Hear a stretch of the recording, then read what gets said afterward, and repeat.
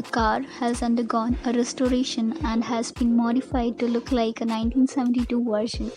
The second generation Pontiac Firebird was officially unveiled in 1970 when the American car manufacturer introduced a new car incorporating a new look combined with new and upgraded engines.